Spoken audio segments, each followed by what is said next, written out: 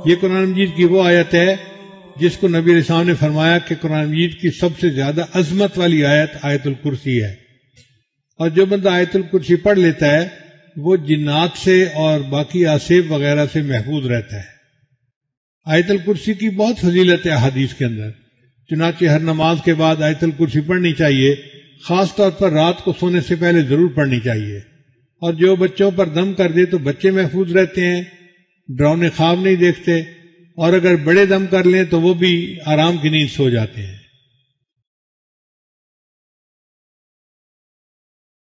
ایک مرتبہ ابو ہریرہ عنہ کی گندم تھی تو وہ چوری ہو جاتی تھی، تو وہ بڑے حیران کہ بھئی میری گندم کون چوری کر کے جاتا ہے؟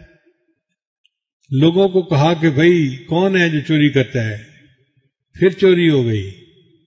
جب تیسری مرتبہ چوری ہو گئی نا تو انہوں نے ارادہ کر لیا کہ آج رات میں پہرا دوں گا اور جو کوئی چور ہوگا نا میں اسے پکڑ کے رہوں گا۔ چنانچہ وہ رات کو ایک جگہ چھپ کے بیٹھ گئے اور جاگتے رہے۔ اللہ کی شان کے جب گہری رات ہو گئی تو ایک بندہ آیا اور اس نے کچھ اس میں سے گندم چرانی شروع کر دی۔ ابو ہریرہ نے اٹھے اور انہوں نے اس چور کو پکڑ لیا اور چور کو پکڑ کے کہا کہ بھئی بتا تو کون ہے؟ اس نے کہا میں تو ہوں شیطان، تنگ کرنا چاہتا تھا ایسی آپ کی گندم چوری کر رہا تھا، لیکن آپ مجھے چھوڑ دیں، میں آپ کو ایک بڑی اچھی بات بتاتا ہوں۔ ہم پوچھا کہ کیا بتاتے ہو؟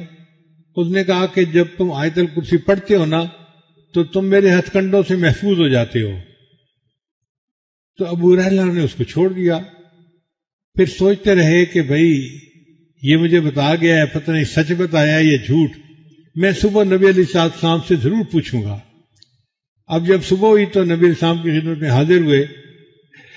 اے اللہ کے حبیب صلی اللہ علیہ وسلم، رات میرے ساتھ یہ واقعہ پیش آیا اور شیطان نے کہا کہ میں نے تمہیں تنگ کرنے کے لیے گندم چوری کرنی تھی، اور آپ اگر مجھے چھوڑ دیں تو میں آپ کو ایک اچھی بات بتاتا ہوں۔ اور اس نے مجھے یہ بات بتائی کہ اگر آیت الکرسی پڑھ لیا کرو گے تو تم میرے شر سے محفوظ رہو گے۔ تو نبی علیہ السلام نے فرمایا ہاں تھا تو جھوٹا مگر بات سچی کر گیا، تھا تو جھوٹا مگر بات سچی کر گیا۔ بات سچی بتا گیا کہ جو بندہ آیت الکرسی پڑھتا ہے تو وہ شیطان کے ہتھ کنڈوں سے محفوظ ہو جاتا ہے۔ اس لیے آیت الکرسی کو یاد کر لیجئے اور اس کو وقتاً فقتاً پڑھتے رہا کیجئے۔ اب اس آیت الکرسی کے مضامین کو ہم دیکھتے ہیں کہ وہ رنگ تھیوری پہ کیسے پوری اترتی ہے۔ یہ چند مثالیں ہیں جن سے آپ پورا مضمون سمجھ لیں گے تو پھر باقی قرآن مجید کے مضمون کو سمجھنا بھی آسان ہوگا۔ دیکھیں اس کے اگر ٹکڑے کیے جائیں نا، ہے تو یہ ایک آیت، اس کے ٹکڑے کیے جائیں تو اس کے 9 ٹکڑے بنتے ہیں۔ پہلا ٹکڑا ہے اللہ لا الہ الا هو الحی القیوم، دوسرا ٹکڑا ہے لا تأخذہ سنۃ ولا نوم، تیسرا ٹکڑا ہے لہ ما فی السماوات وما فی الارض، چوتھا ہے من ذا الذی یشفع عندہ الا باذنہ، پھر پانچواں ٹکڑا ہے یعلم ما بین ایدیہم وما خلفہم،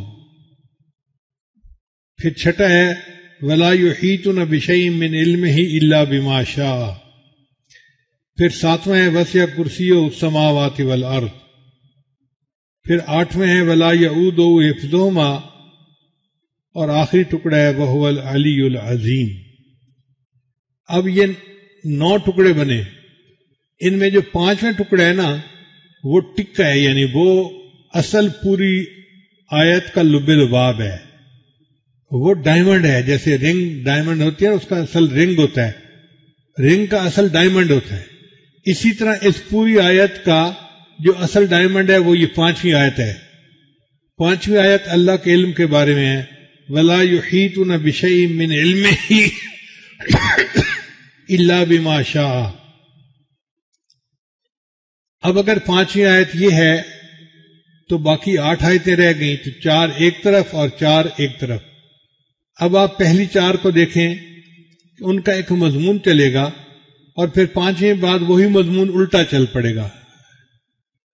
پہلی آیت دیکھیں اللہ لا الہ الا هو الحی القیوم، اب اس میں جو اصل مضمون ہے وہ هو الحی القیوم، کہ اللہ تعالیٰ حی اور قیوم ہے، اس کے اسماء کا تذکرہ ہے اس میں۔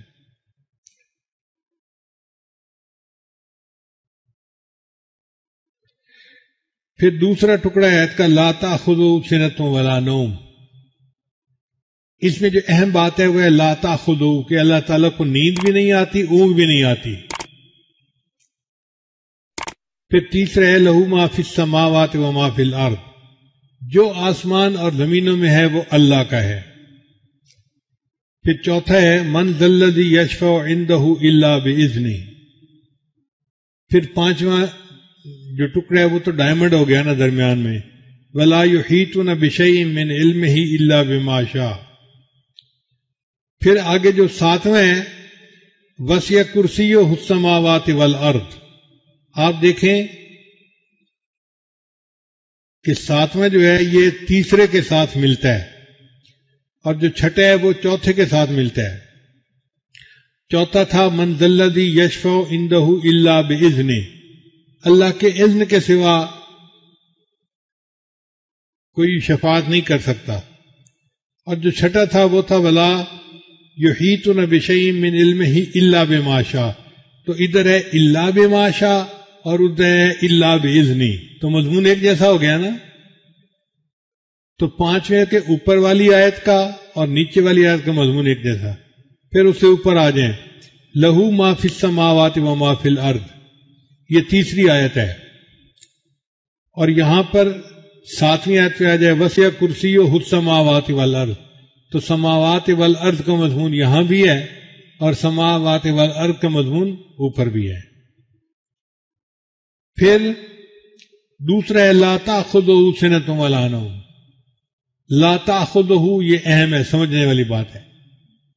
تو دوسری آیت میں لا تأخذہ تھا، اور ادھر آٹھویں آیت میں ولا یعودہ حفظہما، تو مضمون ایک جیسا ہو گیا، جو صفت وہاں ہے ویسی صفت یہاں ہے۔